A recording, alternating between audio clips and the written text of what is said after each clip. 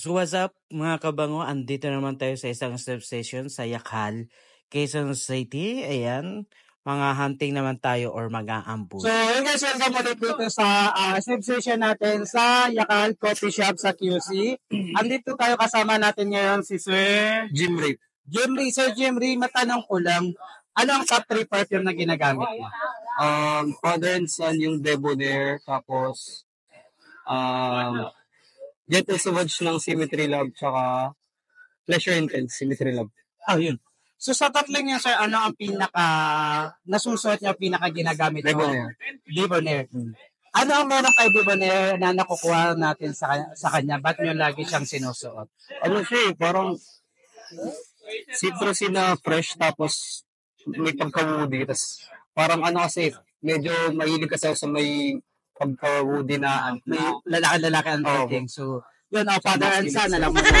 So, yun sir, ano nga ba palang pwede nating, ano bang meron sa step session natin? Ba tayo umaten? Or ano na-experience natin sa mga step session na ginagawa natin? Ayun, mga bagong kakilala, tapos makakaamoy ka ng iba't ibang uri ng pabango na hindi mo madalas maamoy sa mga malls, ganyan. Tapos, ayun, maganda yung maganda palagi yung place na pinagbibigay. So, yun, ito sir, last na lang. Ano ang meron ka na pabango na ayaw mo nang gamitin?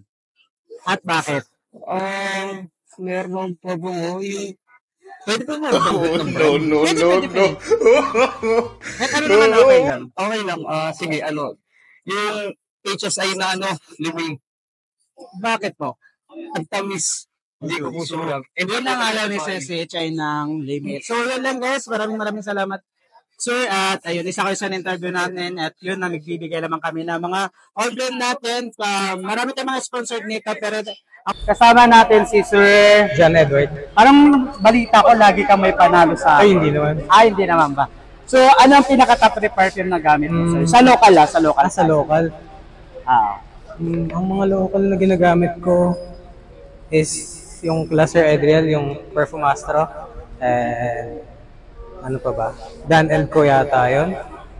Tapos, yun lang eh. Sa ano po, sa designer o kaya sa mga niche, anong top 3 na ginagamit mo? Ang top 3 na ginagamit ko sa mga designer is first yung pinaka-favorite ko yung Pradalom.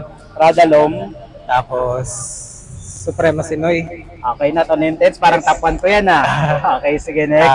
Lastly, siguro yung ang tawag dito? John Paul Elixir. GPG. Sa tatlo yun, sir, anong pinaka ginagamit nyo? Pinaka-paborito nyo most na ginagamit nyo? Pradalom. Ano ang meron kay Pradalom? Bakit siya ang top 1 perfume? Sobrang clean kasi nung scent niya. So, in powdery masko, parang gano'n. ang dali lang dalhin. Sa lahat ng meron kang pabango, anong pinaka-ayaw nyo, sir? Siguro yung DNG Light Blue Intense. Anong meron sa DNG Light Blue Intense? Ang heavy kasi nung opening ng ano niya, yung pagka-citrus niya.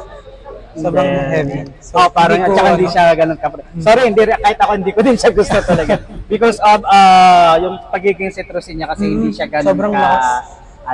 Mas malakas yung instinct niya kumbaga. Then, tanong ko lang sir, ano pala ang ma-advise mo doon sa balak na pumunta o sa may gusto pumunta sa mga station? Ano ba ang meron sa station?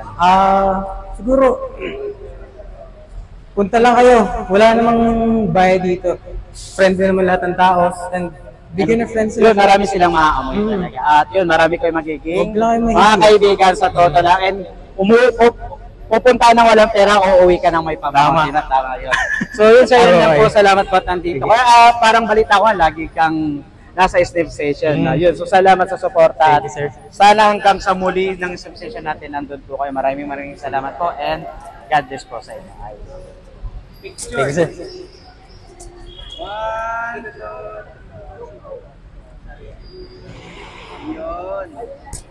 So kasama natin ngayon si Madam Rodessa po. Ma'am Rodessa. Ma'am Rodessa, lang top 3 perfume na ginagamit niya? Sa ngayon po, yung inspired scent po ng Joe Malone na Wood Sage. Wood and Sage? Cecil. Local. Okay. Kaninong gawa to? Sa Opulent Scents po. Okay, sa Opulent. Next po. Baccarat Rouge po. Ayun. Wow! Baccarat Rouge. Mamahalin. Inspired din. Inspired. Yes Okay, po. then next. Then yung Billie Eilish #1 po. Billie Eilish #1. Sa tatlong yun, ma'am, anong pinaka-paborito nyo mostly na ginagamit mo? Most of the time. Most of the time po yung Joe Malone po na Wood Sage and Cecil. Anong meron kay Jo Malone Wood Sage po? Fresh po. Tsaka, ayun po, Tsaka fresh masarap lang talaga siya. siya Yes sama po. yung pagka-fresh niya. Kung tatanungin kita, ma'am, ano ang meron kang pabango na pinaka-ayaw mo o ayaw mo nang suotin?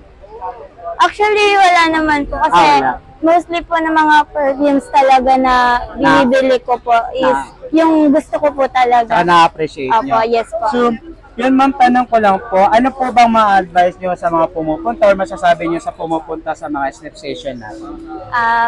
Masasabi ko lang po is maganda pumunta sa mga snip sessions lalo na po kasi like maaamoy nila yung mga perfumes na hindi pa nila Amoy. yes. Tsaka yung sa blonde buy nila may iwasan din. Maiwasan po na So, yun ma'am, first time nyo po ba umattend ng snip session? hindi naman po, pero bago lang din po ako. Okay. So, yun ma'am, thank you salamat at umattend kayo sa kahit maliit po yung snip session natin. Na-appreciate po namin yung oras na binibigay nyo. Maraming salamat po hanggang sa muli. Sana sumuporta po kayo sa mga snip session natin. Ako nga pala si Sam, ang bagong content creator sa TikTok natin. Ayan, so salamat. Andito na naman tayo sa snip session sa Ayakal Coffee Shop sa Quezon City. Kasama po natin si Sir Topher. Sir Topher, anong top 3 perfume na ginagamit niyo? Ay, UV pa lang po kasi ako. Ang gamit ko pa lang ngayon is mga inspired. Okay, sa mga inspired po, wala pong masamang paggaminton. Actually, minsan mas mabango si inspired talaga sa mga local brand. Bali, ang gamit ko pa lang is yung Debonair ng Father and Son. Tapos, Stronger With You ng Simlab and The Local.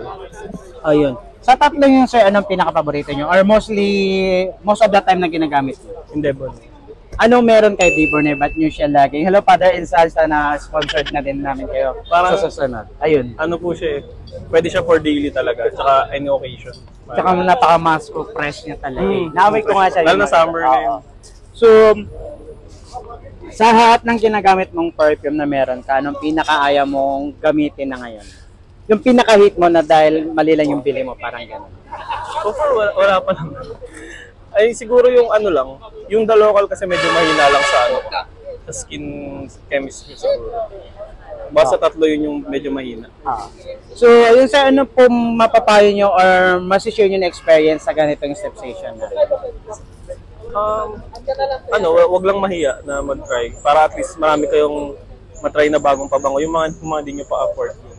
At least makakuha nyo na dito yung And then yun nga, ma-experience na nila at saka marami naman choices. At saka libre po yung step session natin, pwede po kayong umamoy and raffle. Of course, meron din po tayo. Yun lang sa yung interview, Sir Topi. Maraming salamat po sa pagpunta nyo dito sa Yakal sa step session natin. Hopefully, sa susunod is makapunta po kayo at sana man na mabunot din po kayo ulit. Ayun, salamat po. Thank you, sir. Thank you. Ayun. Step session at nang-ambush tayo ng ilang mga perfume enthusiast. Kasama natin ngayon si Sir Darius po. Ilan taon ka na, sir? 25. Pwede bang iuwi ito? Hindi, charot ka. No! Ayun, sir, ano ang top 3 perfume niyo? For me, sir. Versace, Calvin Klein, at saka Robert Covey. Ano ang pinaka-paborito mo sa tatlo? Versace. Bakit? Kasi yun yung palagi kong perfume natin. Bakit palagi mo siyang ginagamit? Anong meron kay Versace? Ba't lagi siyang ginagamit? Hindi siya masyadong smooth lang yung amoy niya. At saka long last. Ng babae. Ayun. Sa lahat ng perfume, sir, ano ang pinaka-ayaw niya? Na meron ka? Na ayaw mo lang suotin? Ngayon? Oo. I mean yung ginagamit ko pa o hindi na? Yung meron kang collection or meron ka tapos hindi mo na ginagamit ngayon dahil iba din parang amoy mo, kumbaga ayaw mo na yung amoy. Ay, okay. Yung meron sa ngayon. Victoria's Secret. Victoria's Secret. Bakit? Ano meron kay BS? Kasi iba kasi yung tawag dun. Iba kasi yung amoy niya compare sa mga sa mga perfume talaga. So yun, sir, hingi lang ako ng feedback or mga konting masasabi tungkol sa mga ginagawa nating step session. ano yung mga mapapayo nyo sa mga baguhan sa mga perfume enthusiasts or sa mga ganitong drug community natin na ginagawang sensation? Anong pinaka-mapapayo nyo sa kanila na para mapapunta natin sila dito sa sensation? Yung mga, yung mga bago lang. Kahit naman yung mga hindi pa nakakapunta. Yung may papayo ko lang sa kanila para at least, mapapunta pa natin sila dito. Try lang nila mag-explore para at least makahanap din ng mga ibang makapag-discover sila ng gusto nila. Oo.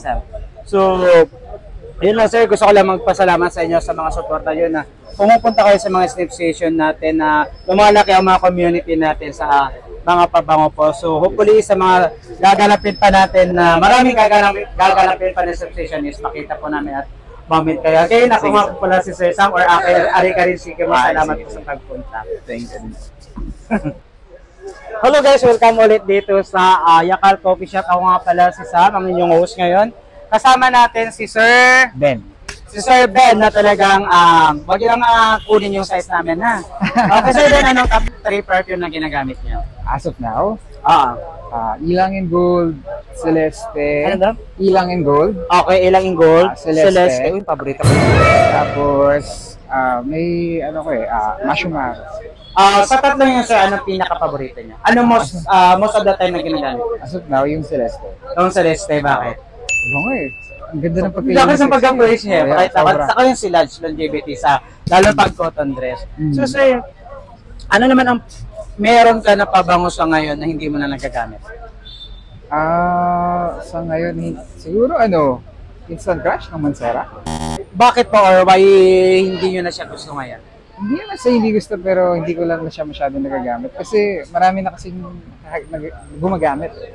So parang na-overrated na siya sa atin. And ito lang sir, tanong ko lang, ano ang meron o ano ang masasabi niyo sa pagsasagawa o ginagawa nating session? Gusto ko lang po sana marinig yung mga experience nyo about sa mga sleep session na ginagawa natin. Kasi siya, lalo na kapag naka-experience ka or nakaamoy ka ng mga bagong amoy o mga bagong pabango.